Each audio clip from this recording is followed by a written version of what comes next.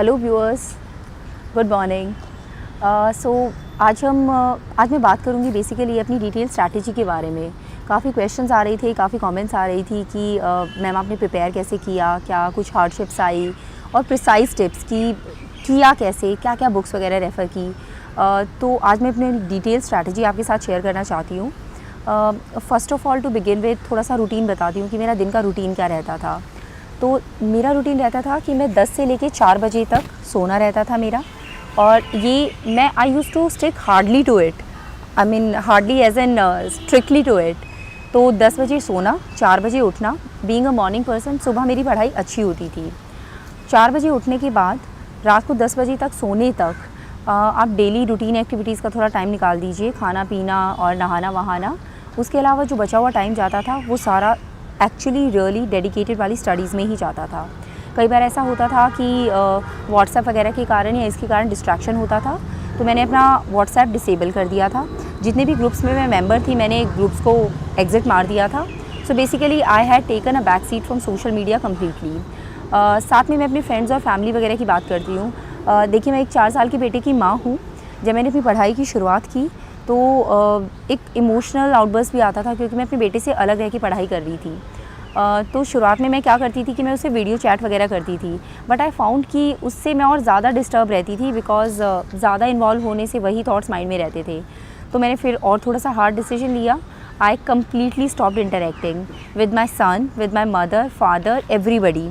मैं अपनी मासी के यहाँ रह के, गाँव में रह के तैयारी कर रही थी, और मैं लिटरली किसी से बात नहीं करती थी। और functions, any celebration, phone calls, और मैं सबसे मैंने नाता तोड़ दिया था। तो मेरा आप 10 से 12 घंटे लगा सकते हैं कि हाँ, 10 से 12 घंटे डेडिकेटेड स्टडी के निकल जाते थे। उसके बाद मैं बात करती हूँ अभी छोटी छोटी चीज़ों की और बुक लिस्ट वगैरह की। देखिए, when it comes to book list, मैं आपसे सिंसियरली अर्ज करूँगी कि मैं आपको बिल्कुल ऑनेस्टली जो मैंने पढ़ा है सिर्फ वही बता रही हूँ। आप ये मत मानिएगा कि अच्छा ये कैसे हो सकता है, इसने ये नहीं पढ़ा या वो नहीं किया। तो मेरी बुक लिस्ट इस तरीके से है। क्लास 6 की जो एक सोशल साइंस की बुक है वो मैंने कंप्लीट पढ़ी थी, जिसमें कुछ ज्योग्राफी का पोर्शन है और कुछ हमारा हिस्ट्री वगैरह का पोर्शन है, Harappan culture etcetera etcetera. Somehow क्योंकि मैंने इस बुक से स्टार्टिंग की थी, तो I don't know it's extremely important और नॉट, बट ये वाली बुक क्योंकि मैंने एक बार कर ली थी तो मैंने मल्टीपल टाइम्स रिवाइज़ की थी क्लास 6 की सोशल साइंस की बुक। इसके अलावा लोग बोलते हैं क्लास 6 to 12 सारी NCERTs करनी होती हैं। I didn't do that. मैंने बेसिकली जो फोकस किया था ज्योग्राफी, मैं सब्जेक्ट वाइज आपको बताती जाती हूँ, ठीक है। ज्योग्राफी के लिए मैंने NCERT की क्लास 11 और क्लास 12 की टोटल मिला के 4 बुक्स हो जाती हैं, 2 ईच, वो पढ़ी थी। हिस्ट्री के लिए मैंने इंडियन मॉडर्न हिस्ट्री के लिए जो अपनी छोटी वाली स्पेक्ट्रम आती है, डार्क ग्रीन कलर की छुटकू सी किताब है, वो पढ़ी थी मैंने। जो अपना एंशिएंट वगैरह का पार्ट रहता है, एंशिएंट एंड मेडिवल हिस्ट्री, उसके लिए तमिलनाडु बोर्ड की जो क्लास 11 की बुक है, I don't know whether you will get it hard copy और नॉट, बट वो मैंने PDF डाउनलोड कर लिया था। उसी में हाईलाइट करती रहती थी, कमेंट्स वगैरह ऐड करती रहती थी, और उससे मैंने एंशिएंट और मेडिवल कवर किया था। I found this book very useful. इस बुक में एक्चुअली आई फाउंड कि ऑलमोस्ट हर सेंटेंस से आपका एक ना एक MCQ बन जाता है, स्पेशली रिगार्डिंग वो कितने जो हमारे ऑफिसर्स के नेम होते थे मेडिवल टाइम्स में, अपना मनसबदारी सिस्टम, विषयपति, और जो भी अपने नाम वाम होते थे, मनसबदारी सिस्टम, ये वो, और लिटरेचर के सारे, कौन सी किताब किसने लिख रखी है, अकबर के ज़माने में कौन सी किताब लिखी गई, ये सब हर एक सेंटेंस से MCQ बन सकता है। भक्ति मूवमेंट और अपने जो कर्नाटक वॉर्स, मैसूर वॉर्स, ये सब मैंने इस किताब से किया था। आर्ट एंड कल्चर के लिए मैंने नितिन सिंघानिया की किताब रेफ़र की थी। ये थोड़ी मोटी किताब है और बहुत ज़्यादा इन्फॉर्मेशन है इसमें, हर एक सेंटेंस में बहुत सारी चीज़ें दे रखी हैं। तो मैंने दिल लगा के तसल्ली से इस किताब को किया था। बट मेरी आपको ये एडवाइस रहेगी कि आप बहुत ज़्यादा इस पे रिलाय मत कीजिए, नॉट इन टर्म्स ऑफ कि इस बुक के कंटेंट पे, बट आर्ट एंड कल्चर इतना एक्सट्रीमली वाइड टॉपिक है। आई फाउंड कि जितना मैंने उसमें मेहनत लगाया था उतना उसका आउटपुट नहीं आया। So output input ratio when we see, वो इसका थोड़ा सा कम था। सो माय रिकमेंडेशन इज़ कि सम पीपल से NCERT की जो आर्ट वाली बुक है, आई थिंक क्लास 11 की है, दैट इज़ क्वाइट गुड, तो perhaps you can go for that. Polity की बात करें तो ऑफ कोर्स लक्ष्मीकांत। कुछ लोग लक्ष्मीकांत के साथ DD बसु रेफ़र करते हैं, मैंने नहीं की थी। मैंने लक्ष्मीकांत का एक वर्ड किया था, कोई और बुक नहीं की थी।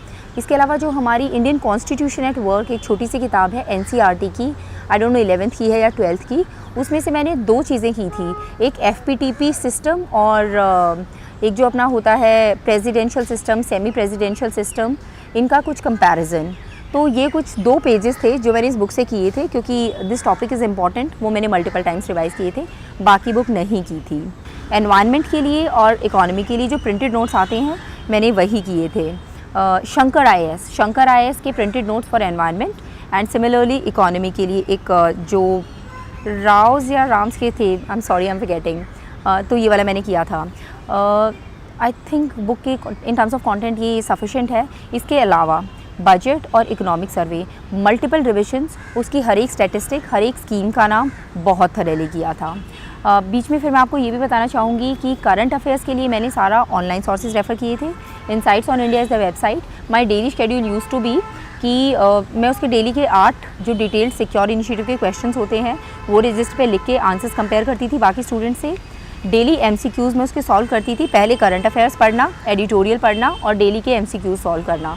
This use to be my daily time table for the current affairs portion. So in terms of strategy and book list this is done. For preliminary my advice to you would be, test series कोई भी करिए आप, एक ही कर लीजिए। मैंने एक ही की थी, बाकी लोग बोलते हैं कि कायदे से 2 करनी चाहिए, मैंने एक ही की थी इनसाइट्स ऑन इंडिया की, और मैंने इसे मल्टीपल रिविजन्स दी थी which is very very very important. ठीक है, कोई भी टेस्ट सीरीज़ करिए, स्पेशली फुल लेंथ टेस्ट पे फोकस रखिए, मल्टीपल टाइम्स रिवाइज़ करिए और उन क्वेश्चंस को मार्क करके जो जो आपके गलत हुए हैं उन्हें कई बार रिवाइज़ कर लेंगे ना, तो that will stick to your mind. So that is going to be my advice for preliminary. When it comes to my optional, which was sociology, मैंने सेल्फ स्टडी किया था, घर पे बैठ के ही प्रिपेयर किया था। तो मैंने क्या था, मैं मार्केट से जाके नोट्स ले आई थी 3, एक उपेंद्र सर के नोट्स जो उनके हैंड रिटन नोट्स मिलते हैं मार्केट में, एक महापात्रा सर के नोट्स, और इसके अलावा मैंने कुछ बुक्स ले ली थी, हरलम बोस मोटे वाली ली थी, डार्क ब्लू वाली। तो ये 3 मेरे मेन सोर्सेज थे और मल्टीपल टाइम्स इन्हीं चीज़ों की मैंने रिवीजन ली थी। महापात्रा सर के नोट्स को मैंने सिर्फ पेपर 2 के लिए पढ़ा था और उपेंद्र सर के नोट्स को मैंने पेपर 1 पेपर 2 दोनों के लिए पढ़ा था। और जो अपनी हरलम बोस है उसमें से कुछ सेक्शंस हैं, मैं लेटर ऑन आपको उसकी डिटेल दे दूँगी कि कौन कौन से पेज वाइज मैंने पढ़े थे। ये मेरी स्ट्रैटेजी थी। ये सब पढ़ने के बाद कुछ समझ आना शुरू हो गया था। Being a science student, humanities थोड़ा पढ़ना खुद से टफ हो रहा था, लेकिन लेटर ऑन जब जाके मैंने टेस्ट सीरीज़ ज्वाइन की तो जो डाउट्स थे they all also got clear. So this was my strategy for optional. एक और मैं बताना चाहूँगी, मेंस आंसर राइटिंग के पर्सपेक्टिव से 4 चीज़ों का ध्यान रखिएगा। करंट अफेयर्स से लिंक करिए, use a lot of statistics, use the names of committees, expert committees which are constituted for various subjects, and use a lot of diagrams, be it flow charts or any other picture. Okay, so these all things will enrich your mains का answer. इसके अलावा मैं आपको ये कहना चाहूँगी कि देखिए प्रॉब्लम्स बड़ी आई थी, ठीक है, और बीच बीच में बहुत बार ऐसा महसूस होता था you will not be able to do it. आपको ये ना लगे कि हाँ हर कोई टॉपर यही कहता है कि मुझे विश्वास नहीं था मैं बन जाऊंगा, ये मैं आपको जेन्युइनली दिल से और ऑनेस्टली बोल रही हूँ। बहुत बार ऐसे थॉट्स आते थे गिव इट अप, तू कहाँ इतनी लंबी जॉब करने के बाद अपना इतने लंबे समय और छोड़ के आ गई है। बट उस टाइम पे मैं अपना सिर्फ और सिर्फ माइंड में अपना एम लाती थी, जिस एम के साथ, जिस जज्बे के साथ शुरुआत की थी, लेट मी कंटिन्यू दैट। और अपने कई बार फ्रेंड्स वगैरह से बात कर लेती थी, भाई से, पापा से, माँ से, और रोना आता था तो रो के निकाल देती थी। सो मतलब इन सब तरीक़ों से मैंने अपने आप को मेंटली प्रिपेयर किया।